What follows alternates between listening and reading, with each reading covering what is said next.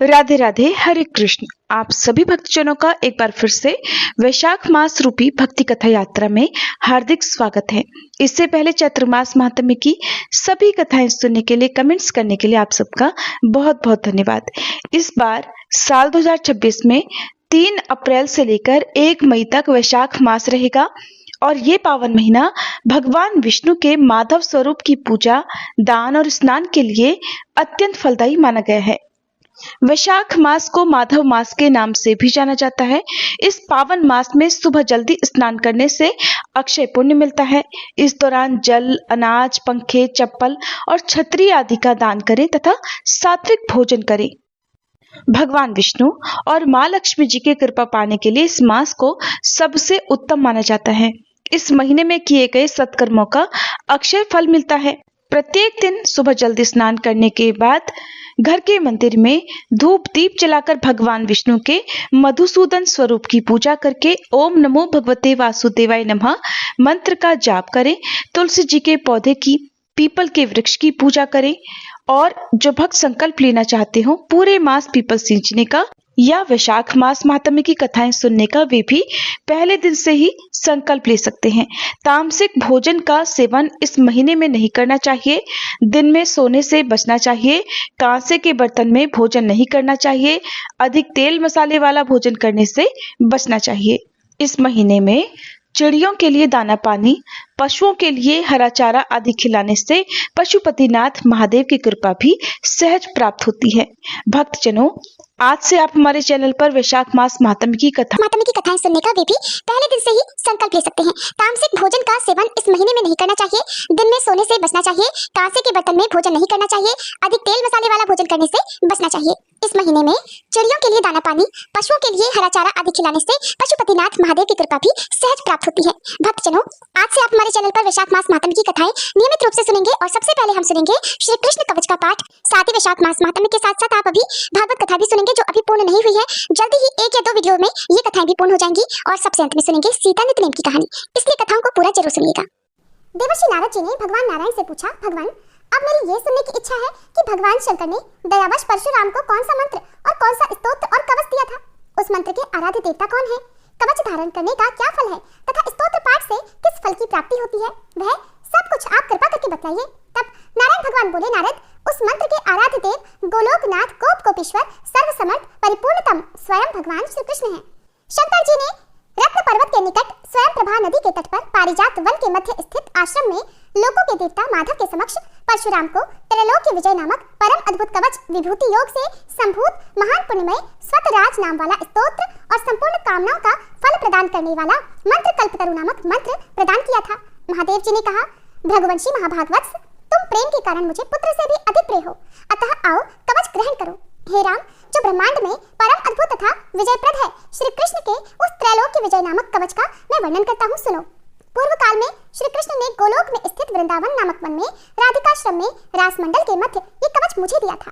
ये अत्यंत गोपनीय तत्व संपूर्ण मंत्र समुदाय का विग्रह स्वरूप, पुण्य से भी बढ़कर पुण्यतर, परमोत्कृष्ट है और इसे इस निहिवश में तुम्हें बता रहा हूँ, जिसे पढ़कर और धारण करके मूल प्रकृति भगवती आद्यशक्ति ने शुंभ निशुंभ महिषासुर और रक्तबीज का वध किया था, जिसे धारण करके मैं लोगों का संहारक और संपूर्ण तत्वों का जानकार हुआ हूँ तथा पूर्व काल में जो दुरंत और अवध्य थे उन त्रिपुरों को खेल ही खेल में दग्ध कर सका हूँ, जिसे पढ़कर और धारण करके ब्रह्मा ने इस उत्तम सृष्टि की रचना की है, जिसे धारण करके भगवान शेष सारे विश्व को धारण करते हैं, जिसे धारण करके कूर्मराज शेष को लीलापूर्वक धारण किए रहते हैं, जिसे धारण करके स्वयं सर्वव्यापक भगवान वायु विश्व के आधार हैं, जिसे धारण करके वरुण सिद्ध और कुबेर धन के स्वामी हुए हैं, जिसे पढ़कर एवं धारण करके स्वयं इंद्र देवताओं के राजा बने हैं, जिसे धारण करके तेजो राशि स्वयं सूर्य भुवन में प्रकाशित होते हैं, जिसे पढ़कर एवं धारण करके चंद्रमा महान बल और पराक्रम से संपन्न हुए हैं, जिसे पढ़कर एवं धारण करके महर्षि अगस्त्य 7 समुद्रों को पी गए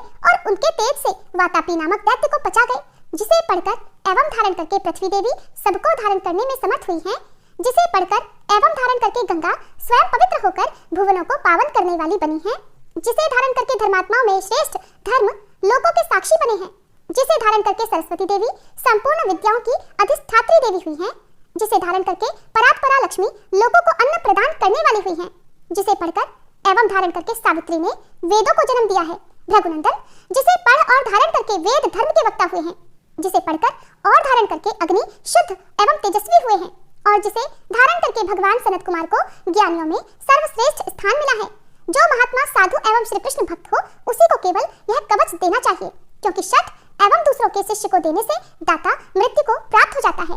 इस त्रैलोक के विजय कवच के प्रजापति ऋषि हैं, गायत्री छंद है, स्वयं रासेश्वर देवता हैं, और त्रैलोक की विजय प्राप्ति में इसका विनियोग कहा गया है। ये परात्पर कवच तीनों लोकों में दुर्लभ है। ओम श्री कृष्णाय नमः सदा मेरे सिर की रक्षा करे। कृष्णाय स्वाहा ये पंचाक्षर सदा कपाल को सुरक्षित रखे। कृष्ण नेत्रों की तथा कृष्णाय स्वाहा पुतलियों की रक्षा करे। हरे नमः सदा मेरी भ्रुकुटियों को बचाए। ओम गोविंदाय स्वाहा मेरी नासिकाओं की सदा रक्षा करे। गोपालाय नमः मेरे दंड स्थलों की सदा सब ओर से रक्षा करे। ओम गोपांगनेशाय नमः सदा मेरे कानों की रक्षा करे।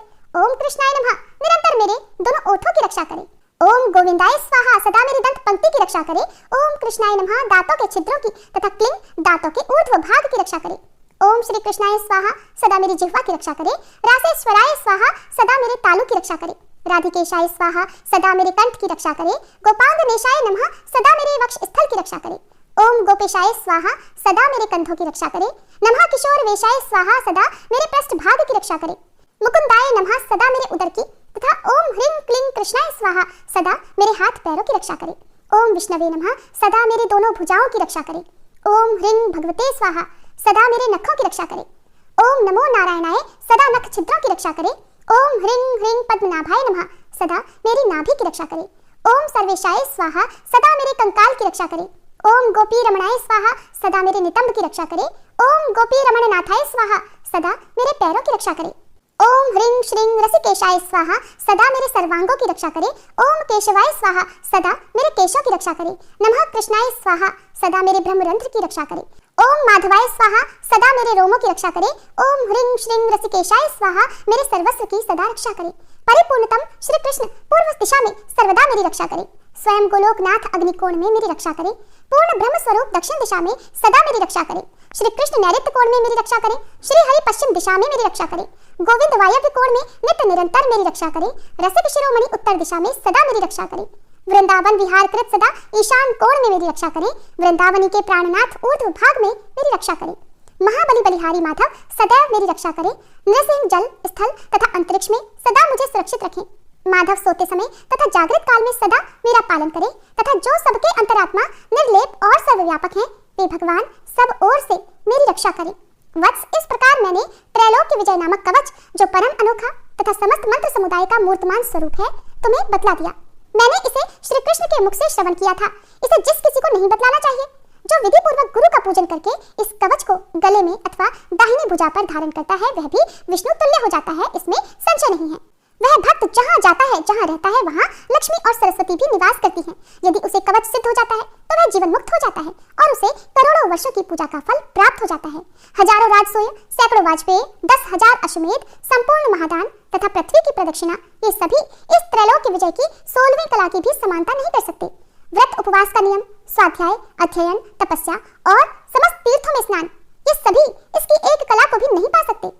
यदि मनुष्य इस कवच को सिद्ध कर ले तो निश्चय ही उसे सिद्धि, अमरता और श्री हरि की दास्ता आदि सब कुछ मिल जाता है। जो इसका 10 लाख जप करता है, उसे यह कवच सिद्ध हो जाता है, और जो सिद्ध कवच होता है वह निश्चय ही सर्वज्ञ हो जाता है। परंतु जो इस कवच को जाने बिना श्री कृष्ण का भजन करता है, उसकी बुद्धि अत्यंत मंद है। उसे करोड़ों कल्पों तक जप करने पर भी मंत्र सिद्धिदायक नहीं होता। वत्स, इस कवच को धारण करके तुम आनंद पूर्वक निशंक होकर अनायास ही 21 बार पृथ्वी को क्षत्रियों से शून्य कर डालो। पुत्र, प्राण संकट के समय राज्य दिया जा सकता है, सिर कटाया जा सकता है और प्राणों का परित्याग भी किया जा सकता है, परंतु ऐसे कवच का दान कभी नहीं करना चाहिए। इति श्री कृष्ण कवचम पाठ संपूर्णम। एक प्रसंग के अनुसार जब एक बार राजा अम्बरीश दीर्घ काल तक तप करने के बाद गंगा तीर्थ की ओर जा रहे थे, तभी मार्ग में उन्हें देवर्षि नारद जी के दर्शन हुए। विनय पूर्वक राजा ने देवर्षि से प्रश्न किया, देवर्षि, ईश्वर ने प्रत्येक वस्तु में किसी श्रेष्ठ कोटि की रचना की है, लेकिन मासों में कौन सा मास सर्वश्रेष्ठ है? इस पर नारद जी ने कहा, जब समय विभाजन हो रहा था, उस समय ब्रह्मा जी ने वैशाख मास को अत्यंत पवित्र सिद्ध किया है। वैशाख मास सब प्राणियों की मनोकामना को सिद्ध करता है। इस मास में भगवान विष्णु की कृपा प्राप्त करने के लिए सूर्योदय से पहले ही स्नान करना चाहिए। पुराणों के अनुसार वैशाख के महीने में भगवान विष्णु की आज्ञा से जन कल्याण हेतु जल में समस्त देवी देवता वास करते हैं। वैशाख मास में स्नान दान का विशेष महत्व है, इसलिए इस मास में जल का दान करने से व्यक्ति को विशेष लाभ मिलता है और जीवन में आ रही परेशानियां दूर हो जाती हैं। क्योंकि इस मास में गर्मी चरम पर होती है, इसलिए छायादार वृक्षों की सेवा, छायादार पौधे लगाना, गर्मी से त्रस्त व्यक्ति की सहायता या चप्पल, प्याऊ आदि का दान करने से भी व्यक्ति को देवी देवताओं का आशीर्वाद मिलता है। ये महीना संयम, अहिंसा, अध्यात्म, स्वाध्याय और जन सेवा का महीना है, इसलिए सेवा चाहे किसी भी रूप में हो अधिक से अधिक करनी चाहिए। विशेष रूप से इस मास में धूम्रपान, मांसाहार, मदिरापान और परनिंदा जैसी बुराइयों से बचना चाहिए। भगवान विष्णु की सेवा और उनके सगुण या निर्गुण स्वरूप का अनन्य चित्त से ध्यान करना चाहिए। वैशाख मास में स्नान करते समय भगवान मधुसूदन की स्तुति इस प्रकार करनी चाहिए। हे मधुसूदन, मैं सुबह सुबह वैशाख महीने का स्नान कर रही हूँ या कर रहा हूँ, जब सूर्यदेव मेष राशि में स्थित है, कृपया मेरा स्नान बिना किसी बाधा के पूरा करें और मुझे आशीर्वाद दें। फिर स्नान करने के बाद सूर्यदेव को देखते हुए अर्घ मुट्ठी भर जल अर्पण करना चाहिए। फिर कहना चाहिए, मैं वैशाख की सुबह सूर्य के मेष राशि में होने पर औपचारिक रूप से अर्घ दे रही हूँ, कृपया स्वीकार करें। वैसे तो वैशाख मास के सभी दिन महत्वपूर्ण हैं, लेकिन एकादशी का विशेष महत्व है। स्नान, दान, होम, देव पूजा जैसे आदर्श कर्म और जप, स्तोत्र और कथा श्रवण जैसे अन्य पुण्य कर्म तत्काल फल देते हैं। जो लोग रोग और घोर दरिद्रता से पीड़ित हैं, वे पुराण श्रवण से मुक्त हो जाते हैं।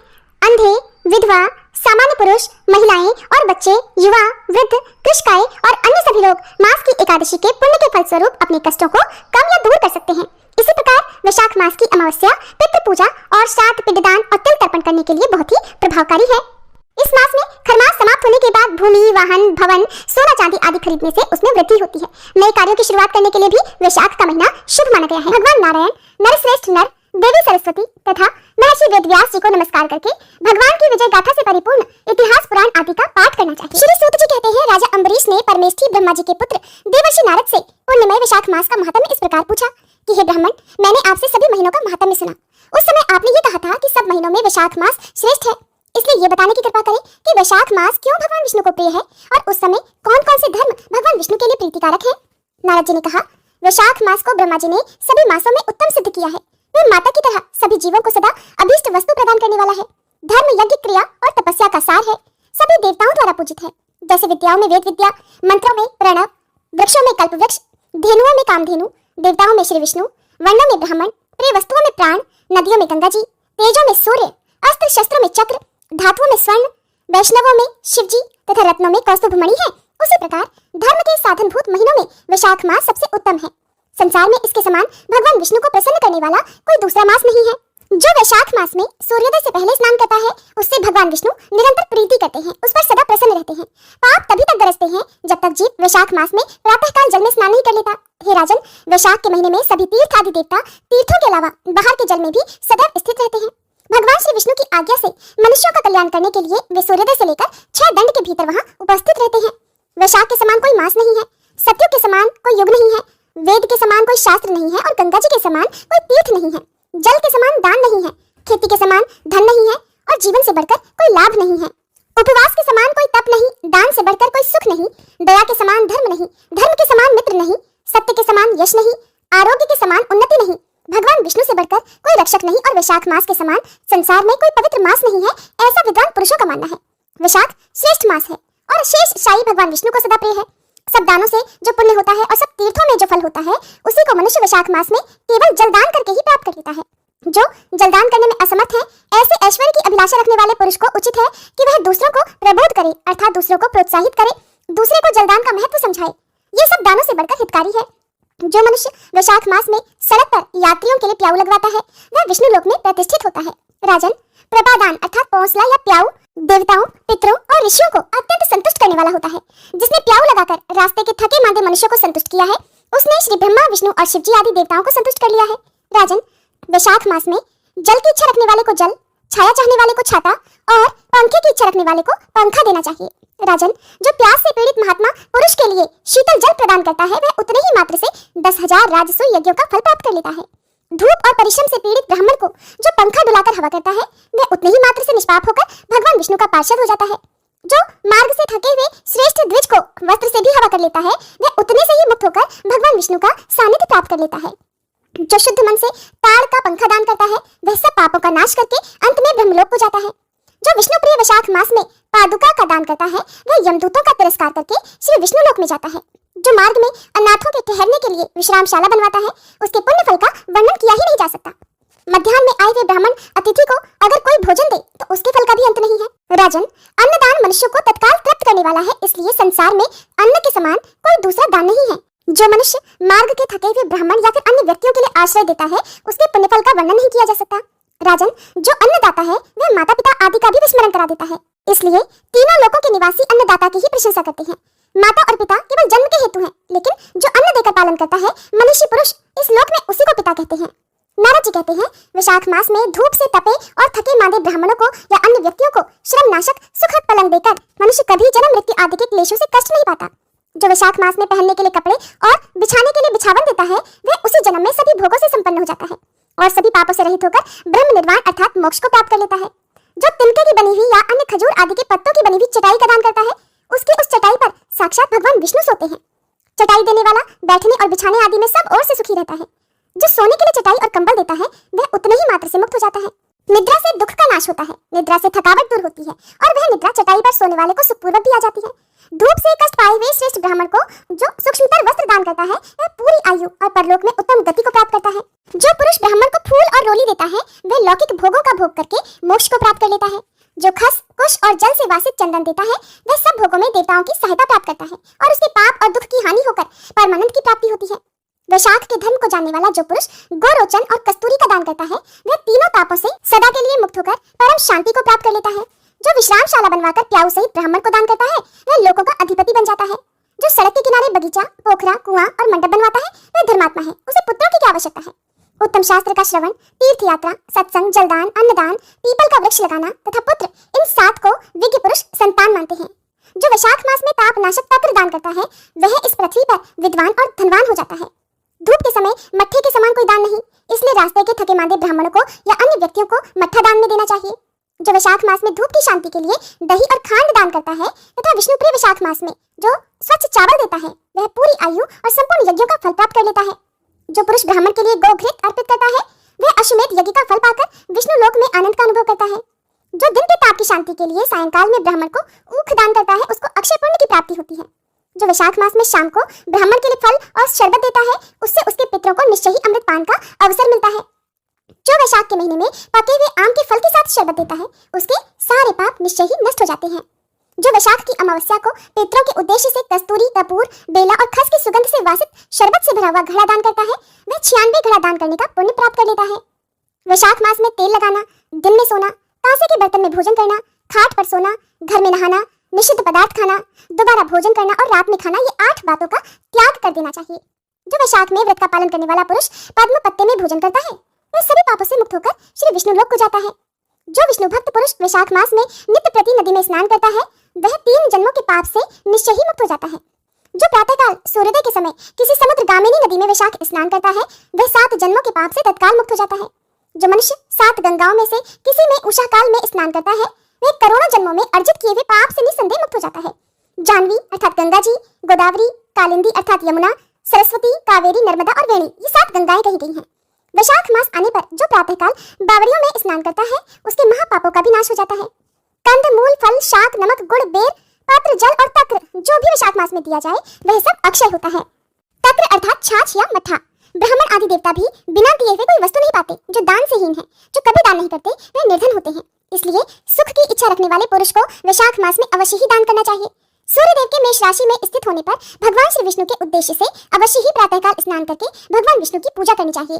कोई महिरथ नामक एक राजा था जो कामनाओं में आसक्त और अजितेंद्रिय था। वो केवल वैशाख स्नान के सुयोग से स्वतः ही वैकुंठ धाम को चला गया।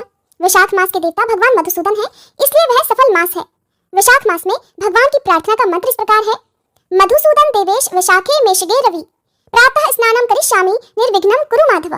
अर्थात हे माधव, हे मधुसूदन, मैं मेष राशि में सूर्य के स्थित होने पर वैशाख मास में प्रातः स्नान करूंगा, आप इसे निर्विघ्न पूर्ण कीजिएगा। फिर हर दिन इस मंत्र के साथ या हिंदी अर्थ के साथ अर्घ्य प्रदान करना चाहिए। वैशाखे मेषके भानु प्रातः स्नान परायणः अर्घ्यम ते अहम प्रदस्यामि ग्रहणम मधुसूदन।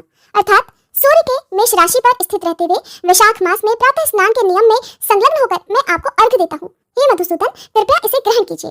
इस प्रकार अर्घ्य समर्पित करके फिर स्नान करें।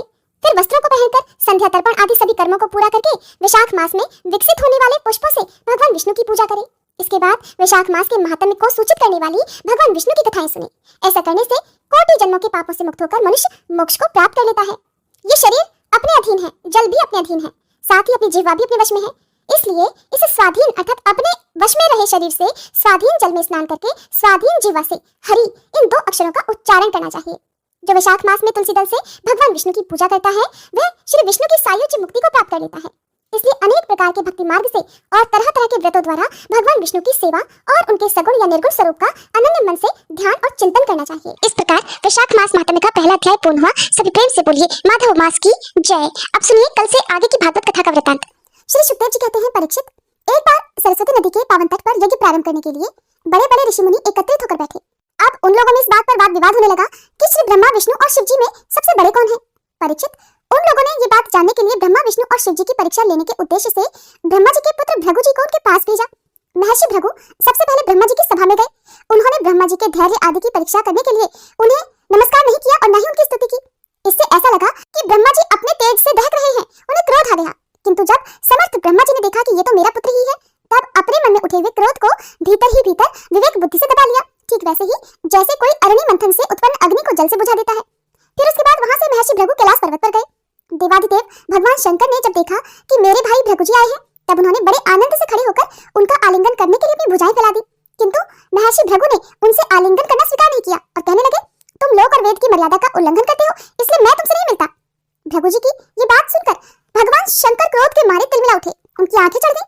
उन्होंने त्रिशूल उठाकर महर्षि भृगु को मारना चाहा, परंतु उसी समय भगवती सती ने उनके चरणों पर गिरकर उन्हें बहुत समझाया, बहुत रोका, उन्हें मनाया। तब जाकर किसी प्रकार भगवान शंकर का क्रोध शांत हुआ। अब महर्षि भृगु जी भगवान विष्णु के निवास स्थान वैकुंठ में गए। उस समय भगवान विष्णु लक्ष्मी जी की गोद में अपना सिर रखकर लेटे हुए थे। भृगु जी ने जाकर उनके वक्ष स्थल पर एक लात कसकर जमा दी। भक्तवत्सल भगवान विष्णु तुरंत लक्ष्मी जी के साथ उठ बैठे और झटपट अपनी शैया से नीचे उतरकर मुनि को सिर झुकाया, प्रणाम किया। फिर भगवान कहने लगे, ब्राह्मण, आपका स्वागत है, आप भले पधारे। इस आसन पर बैठकर कुछ क्षण विश्राम कर लीजिए। प्रभु, मुझे आपके शुभागमन का पता नहीं था, इसलिए मैं आपकी अगवानी नहीं कर सका। कृपया आप मेरा अपराध क्षमा कर दीजिए। महामुने, आपके चरण कमल अत्यंत कोमल हैं। ऐसा कहकर भृगु जी के चरणों को भगवान अपने हाथों से सहलाने लगे। फिर बोले, महर्षि, आपके चरणों का जल तीर्थों को भी तीर्थ बनाने वाला है। आप उससे वैकुंठ लोक, मुझे और मेरे अंदर रहने वाले लोकपालों को पवित्र कीजिए। भगवान, आपके चरण कमलों के स्पर्श से मेरे सारे पाप धुल गए। आज मैं लक्ष्मी का एकमात्र आश्रय हो गया। अब आपके चरणों से चिन्हित मेरे वक्ष स्थल पर लक्ष्मी सदा सर्वदा निवास करेंगी। श्री सुखदेव जी कहते हैं, जब भगवान ने अत्यंत गंभीर वाणी से इस प्रकार कहा, तब भृगु जी परम सुखी और तृप्त हो गए। भक्ति के उद्वेग से उनका गला भर आया, आंखों में आंसू छलक आए और वे चुप हो गए। परीक्षित, इसके बाद भृगु जी वहां से लौटकर ब्रह्मवादी मुनियों के सत्संग में आए और उन्हें ब्रह्मा, शिव और विष्णु भगवान के यहाँ जो कुछ भी अनुभव हुआ था वो सब कुछ कह सुनाया। भृगु जी का अनुभव सुनकर सभी ऋषि मुनियों को बड़ा विस्मय हुआ, उनका संदेह भी अब दूर हो गया। तब वे भगवान विष्णु को ही सर्वश्रेष्ठ मानने लगे, क्योंकि वे ही शांति और अभय के उद्गम स्थान है। भगवान विष्णु से ही साक्षात धर्म, ज्ञान, वैराग्य, 8 प्रकार के ऐश्वर्य और चित्त को शुद्ध करने वाला यश प्राप्त होता है। भगवान की गुणमयी माया ने राक्षस, असुर और देवता, उनकी ये 3 मूर्तियां बना दी हैं। इनमें सत्वमयी देव मूर्ति ही उनकी प्राप्ति का साधन है, वे स्वयं ही समस्त पुरुषार्थ स्वरूप है। श्री सुखदेव जी कहते हैं, परीक्षित, सरस्वती तट के ऋषियों ने अपने लिए नहीं, मनुष्यों का संशय मिटाने के लिए ऐसा उपाय रचा था।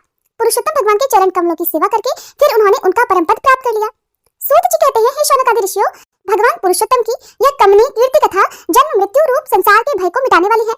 ये व्यास नंदन भगवान श्री सुखदेव जी के मुखारविंद से निकली हुई सुरभिमयी मधुमय सुधा धारा है। इस संसार के लंबे पथ का जो बटोही अपने कानों के दोनों से इसका लगातार पान करता रहता है, उसकी सारी थकावट जो जगत में इधर उधर भटकने से होती है दूर हो जाती है। श्री सुखदेव जी कहते हैं, परीक्षित, एक दिन की बात है, द्वारकापुरी में किसी ब्राह्मणी के गर्भ से एक पुत्र पैदा हुआ, परंतु वह उसी समय पृथ्वी का स्पर्श होते ही मर गया। ब्राह्मण अपने बालक का मृत शरीर लेकर राजमहल के द्वार पर गया और वहां उसे रखकर अत्यंत आतुरता और दुखी मन से विलाप करता हुआ कहने लगा कि इसमें संदेह नहीं कि ब्राह्मण द्रोही, धूर्त, कृपण और विषयी राजा के कर्म दोष से ही मेरे बालक की मृत्यु हुई है। जो राजा हिंसा, परायण, दुशील और अजितेंद्रिय होता है, उसे राजा मानकर उसकी सेवा करने वाली प्रजा दरिद्र होकर दुख पर दुख भोगती रहती है और उसके सामने एक के बाद एक संकट आते रहते हैं। परीक्षित, इसी प्रकार अपने दूसरे और तीसरे बालक के भी पैदा होते ही मर जाने पर अब वह ब्राह्मण अपने बालक के शव को राजमहल के दरवाजे पर डाल गया और वही बात कह गया। 9वें बालक के मरने पर जब वो वहां आया, तब उस समय भगवान श्री कृष्ण के पास अर्जुन भी बैठे हुए थे। उन्होंने ब्राह्मण की बात सुनकर उससे कहा कि ब्राह्मण, आपके निवास स्थान द्वारका में कोई धनुषधारी क्षत्रिय नहीं है क्या? मालूम होता है कि ये यदुवंशी ब्राह्मण है और प्रजा पालन का परित्याग करके किसी यज्ञ में बैठे हुए हैं। जिनके राज्य में धन, स्त्री अथवा पुत्रों से युक्त होकर ब्राह्मण दुखी होते हैं, वे क्षत्रिय नहीं है। वे तो क्षत्रिय के वेश में अपना पेट पालने वाले नट हैं, उनका जीवन व्यर्थ है। भगवान, मैं समझता हूँ कि आप स्त्री पुरुष अपने पुत्रों की मृत्यु से दीन हो रहे हैं। मैं आपकी संतान की रक्षा करूंगा और अगर मैं अपनी प्रतिज्ञा पूरी नहीं कर सका तो मैं आग में कूदकर जल मरूंगा और इस प्रकार मेरे पाप का प्रायश्चित हो जाएगा। तब ब्राह्मण ने कहा, अर्जुन, यहाँ बलराम जी भगवान श्री कृष्ण धनुर्धर शिरोमणि प्रद्युम्न अद्वितीय योद्धा अनिरुद्ध भी जब मेरे बालकों की रक्षा करने में समर्थ नहीं है, इन जगदीश्वरों के लिए भी जब ये काम कठिन हो रहा है, तब भला तुम इसे कैसे करना चाहते हो? सचमुच ये तो तुम्हारी मूर्खता है। हम तुम्हारी इस बात पर बिल्कुल भी विश्वास नहीं करते। अर्जुन ने कहा, ब्राह्मण, मैं बलराम श्री कृष्ण या प्रद्युम्न नहीं हूँ, मैं हूँ अर्जुन, जिसका गांडीव नामक धनुष विश्वविख्यात है। ब्राह्मण देवता, आप मेरे बल पौरुष का तिरस्कार मत कीजिए। आप जानते नहीं, मैं अपने पराक्रम से भगवान शंकर तक को संतुष्ट कर चुका हूँ। भगवान, मैं आपसे अधिक क्या कहूँ, मैं युद्ध में साक्षात मृत्यु को भी जीतकर आपकी संतान अवश्य ला दूंगा। परीक्षित, जब अर्जुन ने उस ब्राह्मण को इस प्रकार विश्वास दिलाया, तब वह लोगों से उनके बल पौरुष का बखान करता हुआ बड़ी प्रसन्नता से अपने घर लौट गया। अब ब्राह्मणी के प्रसव का समय निकट आने पर ब्राह्मण आतुर होकर अर्जुन के पास आया और कहने लगा, इस बार तुम मेरे बच्चे को मृत्यु से बचा लो। ये सुनकर अर्जुन ने शुद्ध जल से आचमन किया और फिर भगवान शंकर को नमस्कार किया। फिर दिव्य अस्त्रों का स्मरण किया और गांडीव धनुष पर डोरी चढ़ाकर उसे हाथ में ले लिया। अर्जुन ने बाणों को अनेक प्रकार के अस्त्र मंत्रों से अभिमंत्रित करके प्रसव गृह को चारों ओर से घेर दिया। इस प्रकार उन्होंने प्रसव गृह के ऊपर नीचे अगल बगल बाणों का एक पिंजरा सा बना दिया। इसके बाद ब्राह्मणी के गर्भ से एक शिशु पैदा हुआ जो बार बार रो रहा था, परंतु देखते ही देखते वह शरीर सहित आकाश में अंतर्ध्यान हो गया। अब वह ब्राह्मण भगवान श्री कृष्ण के सामने ही अर्जुन की निंदा करने लगा, कहने लगा, मेरी मूर्खता तो देखो, मैंने इस नपुंसक की डींग भरी बातों पर विश्वास कर लिया। भला जिसे प्रद्युम्न अनिरुद्ध यहाँ तक कि बलराम और भगवान श्री कृष्ण भी बचा नहीं सके, उसकी रक्षा करने में और कौन समर्थ है? मिथ्यावादी अर्जुन को धिक्कार है। अपने मुंह अपनी ही बढ़ाई करने वाले अर्जुन के धनुष को धिक्कार है। इसकी दुर्बुद्धि तो देखो, ये मूर्खतावश उस बालक को लौटा लाना चाहता है जिसे प्रारब्ध ने हमसे अलग कर दिया है। जब वह ब्राह्मण इस प्रकार उन्हें भला बुरा कहने लगा, तब अर्जुन योग बल से तुरंत ही संयमनीपुरी गए, जहाँ भगवान यमराज निवास करते हैं। वहाँ उन्हें ब्राह्मण का बालक नहीं मिला, तो फिर वे शस्त्र लेकर क्रमशः इंद्र, अग्नि, नैऋति, सोम, वायु और वरुण आदि की पुरियों में, अतल आदि नीचे के लोकों में, स्वर्ग से ऊपर के महर लोकों आदि में और अन्य स्थानों में गए, लेकिन उन्हें कहीं भी उस ब्राह्मण का बालक नहीं मिला। उनकी प्रतिज्ञा पूरी नहीं हो सकी। अब उन्होंने अग्नि में प्रवेश करने का विचार किया, किंतु भगवान श्री कृष्ण ने उन्हें ऐसा करने से रोकते हुए कहा कि भाई अर्जुन, तुम अपने आप अपना तिरस्कार मत करो। मैं तुम्हें ब्राह्मण के सब बालक अभी दिखाई देता हूँ। आज जो लोग तुम्हारी निंदा कर रहे हैं, वही फिर हम लोगों की निर्मल कीर्ति की भी स्थापना करेंगे। सर्वशक्तिमान भगवान श्री कृष्ण इस प्रकार समझा बुझाकर अर्जुन के साथ अपने दिव्य रथ पर सवार हुए और पश्चिम दिशा को प्रस्थान कर गए। उन्होंने 7 पर्वतों वाले 7 द्वीप, 7 समुद्र और लोकालोक पर्वत को लांघकर घोर अंधकार में प्रवेश किया। परीक्षित, वह अंधकार इतना घोर था कि उसमें शैव्य, सुग्रीव, मेघपुष्प और बलहक नाम के 4 घोड़े अपना रास्ता भूलकर इधर-उधर भटकने लगे। उन्हें कुछ सुझाई नहीं देता था। योगेश्वरों के भी परमेश्वर भगवान श्री कृष्ण ने घोड़ों की ये दशा देखकर अपने सहस्त्र सूर्यों के समान तेजस्वी चक्र को आगे चलने की आज्ञा दी। सुदर्शन चक्र अपने ज्योतिर्मय तेज से स्वयं भगवान के द्वारा उत्पन्न उस घने और महान अंधकार को चीरता हुआ मन के समान तेज गति से आगे आगे चलने लगा। उस समय वह ऐसा लगता था मानो भगवान राम का बाण धनुष से छूटकर राक्षसों की सेना में प्रवेश कर रहा हो। इस प्रकार सुदर्शन चक्र द्वारा बताए गए मार्ग से चलकर रथ अंधकार की अंतिम सीमा पर जा पहुंचा और उस अंधकार के पार सर्वश्रेष्ठ पारावर रहित व्यापक परम ज्योति जगमगा रही थी। उसे देखकर अर्जुन की आंखें चौधिया गई और उन्होंने विवश होकर अपने नेत्र बंद कर लिए। इसके बाद भगवान के रथ ने दिव्य जल राशि में प्रवेश किया। बड़ी तेज आंधी चलने के कारण उस जल में बड़ी बड़ी लहरें उठ रही थी, जो बहुत ही भली लग रही थी। वहाँ एक बहुत सुंदर महल भी था। उसमें मणियों के सहस्त्र खंभे चमक चमक कर उसकी शोभा को और भी बढ़ा रहे थे और उसके चारों ओर बड़ी उज्जवल ज्योति फैल रही थी। उसी महल में भगवान शेष जी विराजमान थे। उनका शरीर अत्यंत भयानक और अद्भुत था। उनके सहस्त्र सिर थे और प्रत्येक फन पर सुंदर सुंदर मणियां जगमगा रही थी। प्रत्येक सिर में 2-2 नेत्र थे और वे बड़े ही भयंकर थे। उनका संपूर्ण शरीर कैलाश पर्वत के समान श्वेत रंग का था और गला तथा जीभ नीले रंग की थी। परीक्षित, अर्जुन ने देखा कि शेष भगवान की सुखमय शैया पर सर्वव्यापक महान प्रभावशाली परम पुरुषोत्तम भगवान विराजमान है। उनके शरीर की कांति वर्षाकालीन मेघ के समान श्यामल है। अत्यंत सुंदर पीला वस्त्र धारण किए हुए हैं। मुख पर प्रसन्नता खेल रही है और बड़े बड़े नेत्र बहुत ही सुहावने लगते हैं। बहुमूल्य मणियों से जटित मुकुट और कुंडलों की कांति से सहस्त्रों घुंघराली अलके चमक रही हैं। लंबी लंबी सुंदर 8 भुजाएं हैं। गले में कौस्तुभ मणि है। वक्ष स्थल पर श्रीवत्स का चिन्ह है और घुटनों तक वह माला लटक रही है। अर्जुन ने देखा कि उनके नंद सुनंद आदि अपने पार्षद चक्र सुदर्शन आदि अपने मूर्तिमान आयुध तथा पुष्टि, श्री, कीर्ति और अजा ये चारों शक्तियां और संपूर्ण रिद्धियां ब्रह्मादि लोकपालों के अधीश्वर भगवान की सेवा कर रही है। परीक्षित, भगवान श्री कृष्ण ने अपने ही स्वरूप श्री अनंत भगवान को प्रणाम किया। अर्जुन उनके दर्शन से कुछ डर गए थे। श्री कृष्ण के बाद उन्होंने भी उन्हें प्रणाम किया और वे दोनों हाथ जोड़कर खड़े हो गए। अब ब्रह्मादि लोकपालों के स्वामी भूमा पुरुष ने मुस्कुराते हुए मधुर वाणी में कहा कि श्री कृष्ण और अर्जुन, मैंने तुम दोनों को देखने के लिए ही ब्राह्मण के बालक अपने पास मंगा लिए थे। तुम दोनों ने धर्म की रक्षा के लिए मेरी कलाओं के साथ पृथ्वी पर अवतार ग्रहण किया है। पृथ्वी के भार रूप दैत्यों का संहार करके शीघ्र से शीघ्र तुम लोग फिर मेरे पास लौट आओ। तुम दोनों ऋषिवर नर और नारायण हो। यद्यपि तुम पूर्णकाम और सर्वश्रेष्ठ हो, फिर भी जगत की स्थिति और लोक संग्रह के लिए धर्म का आचरण करो। जब भगवान भूमा पुरुष ने श्री कृष्ण और अर्जुन को इस प्रकार आदेश दिया, तब उन लोगों ने उसे स्वीकार करके उन्हें नमस्कार किया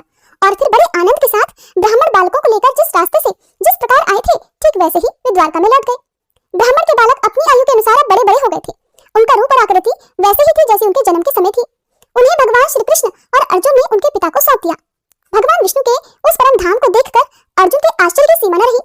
उन्होंने ऐसा अनुभव किया कि जीवन में जो कुछ भी बल पौरुष है वो सब भगवान श्री कृष्ण की ही कृपा का फल है। परीक्षित, भगवान ने और भी ऐसी अनेकों ऐश्वर्य और वीरता से परिपूर्ण लीलाएं की। लोक दृष्टि में साधारण लोगों के समान सांसारिक विषयों का भोग किया और बड़े बड़े महाराजाओं के समान श्रेष्ठ श्रेष्ठ यज्ञ भी किए। भगवान श्री कृष्ण ने आदर्श महापुरुषों का सा आचरण करते हुए ब्राह्मण आदि समस्त प्रजावर्गों के सारे मनोरथ पूर्ण किए। ठीक वैसे ही जैसे इंद्र प्रजा के लिए समय अनुसार वर्षा किया करते हैं। उन्होंने बहुत से अधर्मी राजाओं को स्वयं मार डाला और बहुत को अर्जुन आदि के द्वारा मरवा डाला। इस प्रकार धर्मराज युधिष्ठिर आदि धार्मिक राजाओं से उन्होंने अनायास ही सारी पृथ्वी में धर्म मर्यादा की स्थापना करवा दी। श्री सुखदेव जी कहते हैं, परीक्षित, द्वारका नगरी की छटा अलौकिक थी। उसकी सड़कें मद चूते हुए मतवाले हाथियों, सुसज्जित योद्धाओं, घोड़ों और स्वर्णमय रथों की भीड़ से सदा सर्वदा भरी रहती थी। जिधर देखिए उधर हरे भरे उपवन और उद्यान लहरा रहे हैं। पात पात के वृक्ष फूलों से लदे हुए हैं। उन पर बैठकर भौरे गुनगुना रहे हैं और तरह तरह के पक्षी कलरव कर रहे हैं। वह नगरी सब प्रकार की संपत्तियों से भरपूर थी। जगत के श्रेष्ठ वीर यदुवंशी उसका सेवन करने में अपना सौभाग्य मानते थे। वहां की स्त्रियां सुंदर वेशभूषा से विभूषित थी और उनके अंग अंग से जवानी की छटा छिटकती रहती थी। वे जब अपने महलों में गेंद आदि के खेल खेलती थी तो उनका कोई अंग कभी दिख जाता तो ऐसा लगता मानो बिजली चमक रही है। लक्ष्मीपति भगवान की यही अपनी नगरी द्वारका थी और इसी में वे निवास करते थे। भगवान श्री कृष्ण 16,000 से अधिक पत्नियों के एकमात्र प्राण वल्लभ थे। उन पत्नियों के अलग अलग महल भी परम ऐश्वर्य से संपन्न थे। जितनी पत्नियां थी उतने ही अद्भुत रूप धारण करके वे उनके साथ विहार किया करते थे। तभी पत्नियों के महल में सुंदर सुंदर सरोवर थे। उनका निर्मल जल खिले हुए नीले, पीले, श्वेत, लाल आदि तरह तरह के कमलों के पराग से महकता रहता था। उनमें झुंड के झुंड हंस, सारस आदि सुंदर सुंदर पक्षी चहकते रहते थे।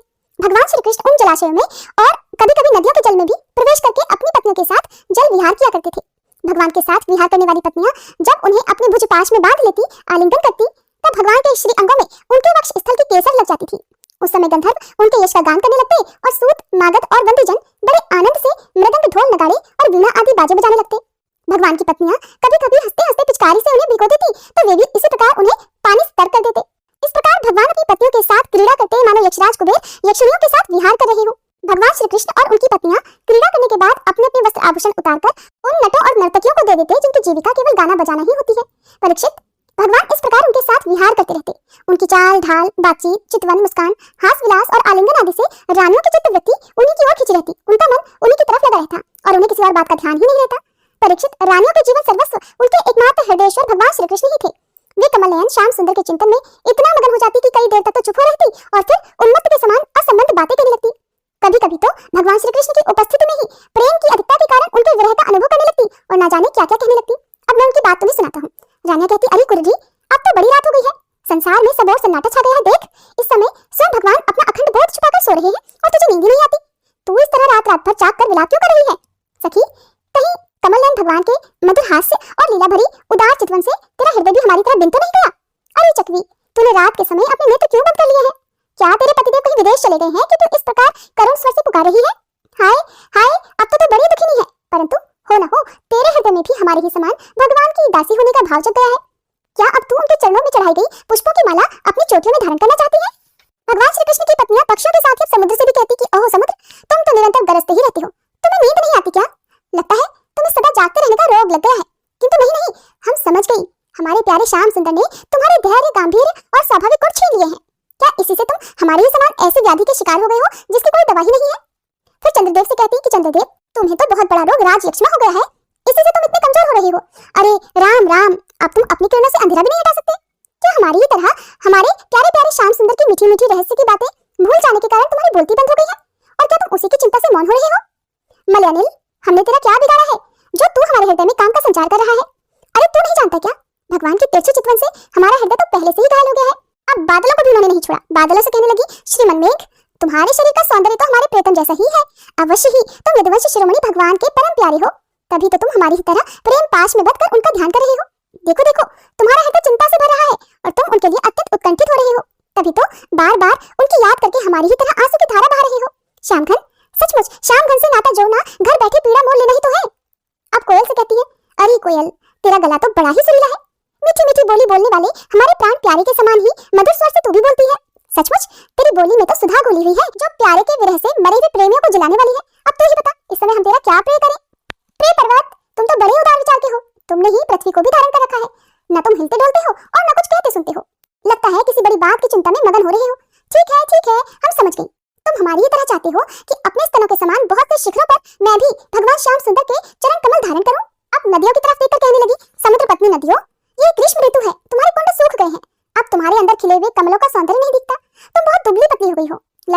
जैसे हम अपने प्रीतम श्याम सुंदर की प्रेम भरी चितवन ना पाकर अपना हृदय खो बैठी हैं और अत्यंत दुबली पतली हो गई हैं, वैसे ही तुम भी मेघों के द्वारा अपने प्रीतम समुद्र का जल ना पाकर ऐसे दीनहीन हो गई हो।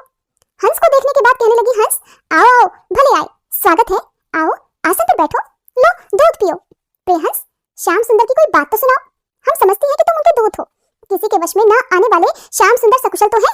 अरे भाई, उनकी मित्रता तो बड़ी अस्थिर है, क्षणभंगुर है। एक बात तो बताओ, उन्होंने हमसे कहा था कि तुम ही हमारी प्रेतमा हो, क्या अब उन्हें ये बात याद है? जाओ जाओ, हम तुम्हारी अनुनय विनय नहीं सुनती, जब वे हमारी परवाह नहीं करते तो फिर हम उनके पीछे क्यों मरे भला? शूद्र के दूत हम उनके पास नहीं जाती। क्या कहा? वे हमारी इच्छा पूरी करने के लिए ही आना चाहते हैं? अच्छा, तब उन्हें तो यहाँ बुला लाना, हमसे बातें कराना, परंतु कहीं लक्ष्मी को साथ लेकर मत आना। तब क्या वे लक्ष्मी को छोड़कर यहाँ नहीं आना चाहते? ये कैसी बात है? क्या स्त्रियों में लक्ष्मी ही एक ऐसी है जिनका भगवान से अनन्य प्रेम है? क्या हममें कोई एक भी वैसे नहीं?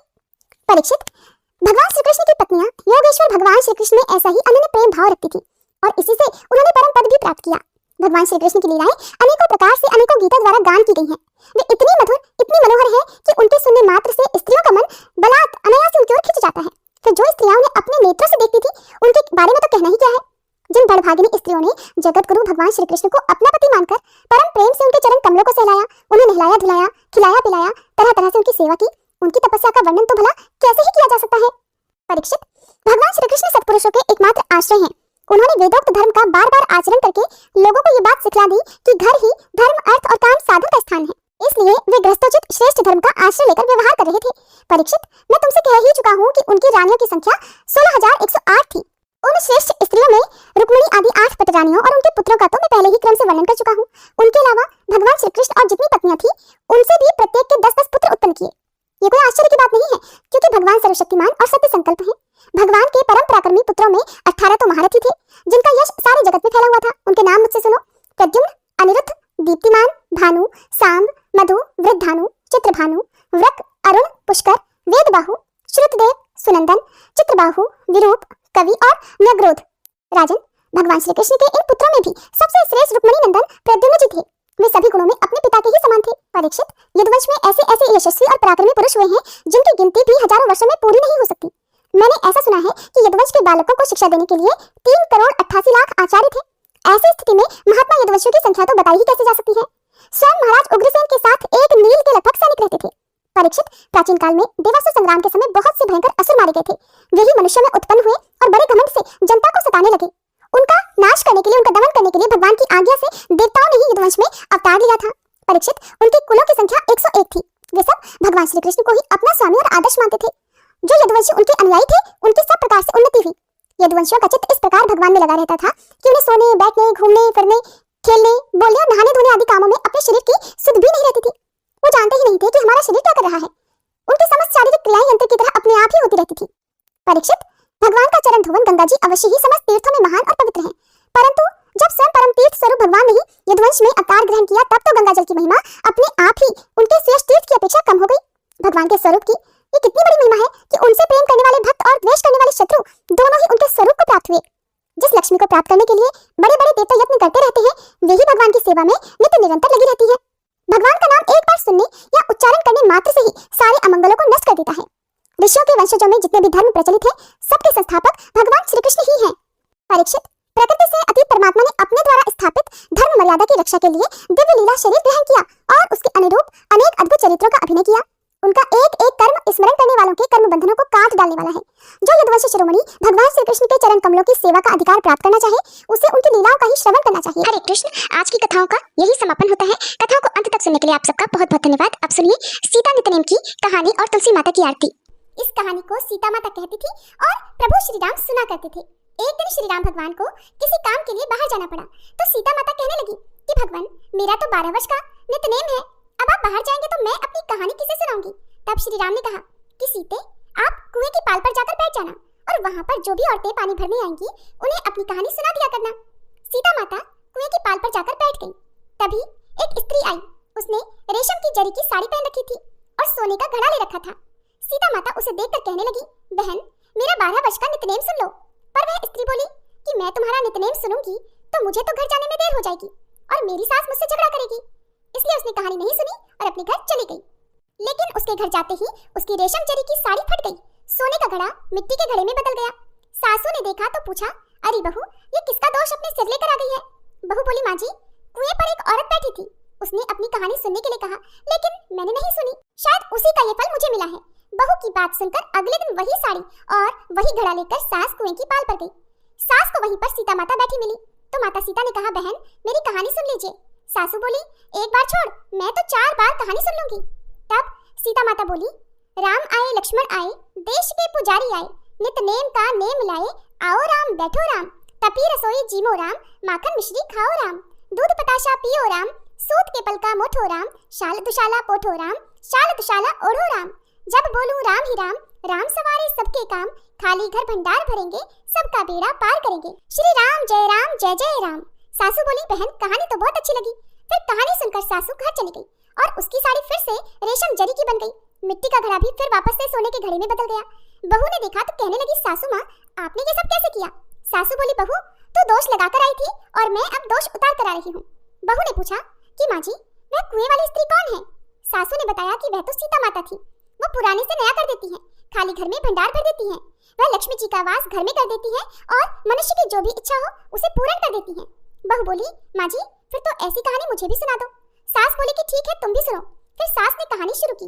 राम आए लक्ष्मण आए, देश के पुजारी आए, नित नेम का नेम लाए, आओ राम बैठो राम, तपी रसोई जीमो राम, माखन मिश्री खाओ राम, दूध बताशा पियो राम, सूत के पल का मोठो राम, शाल दुशाला पोठो राम, शाल दुशाला ओढ़ो राम, जब बोलूं राम ही राम, राम सवारे सबके काम, खाली घर भंडार भरेंगे, सबका बेड़ा पार करेंगे, बोलो श्री राम जय जय राम। कहानी सुनकर बहू बोली, माँ जी कहानी तो बहुत अच्छी है। सासू ने कहा, ठीक है, अब से हम इस कहानी को रोज किया करेंगे। अब सास बहू रोज सवेरे उठती, नहाती धोती और पूजा करने के बाद नितनेम की सीता माता की कहानी कहती। एक दिन की बात है, उनके यहाँ पड़ोस की एक औरत आई और बोली कि बहन जरा सी आंच तो देना। तो बहू बोली कि आंच तो अभी हमने जलाई ही नहीं। पड़ोसन बोली, तो फिर तुम सुबह 4 बजे से उठकर क्या कर रही हो?